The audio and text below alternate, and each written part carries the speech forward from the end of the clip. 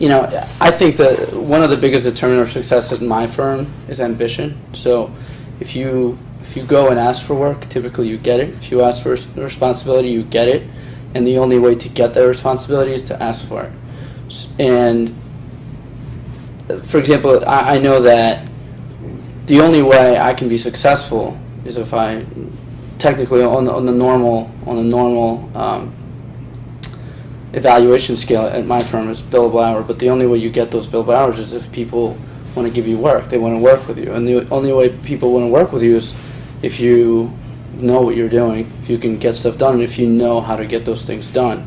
So then, for me, there's an incentive to go out and ask for work and ask for additional responsibility, because if I'm doing, if I'm doing document review day in and day out, not only am I not learning anything, my life is also miserable. And and not because there's anything wrong with document review per se. I'm just saying because if you're doing it all day long, there's no challenge. And I think that goes with anything. If you're doing depositions all day long, there's no challenge. You need to constantly move forward. And I think that's how I like to learn, is to constantly get things that I haven't done before, and constantly be challenged, and constantly have the incentive to say, okay, how do I figure out how to do this? How do I get better at something?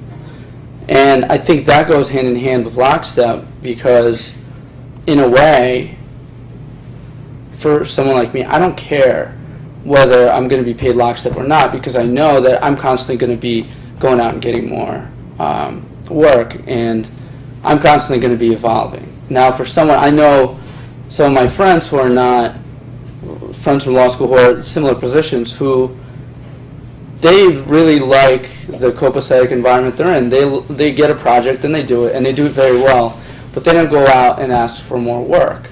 And the way they like to learn is they just like to do something for a long time and get very comfortable in it, and maybe they even get scared when they're asked to do something that they haven't done before, and it terrifies them. So for someone like that, I think a move away from lockstep is just it's a shock, because at that point they're kind of forced out of their comfort zone. So I think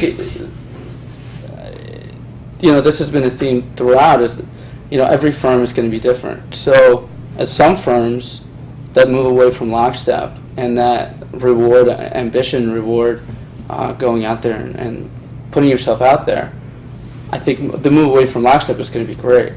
It's going to work. But for other firms, it may be terrible, because they're going to lose people who are there already, who are really good. They're going to be really great lawyers, but who do not like that element of uncertainty, that element of having to risk your current situation.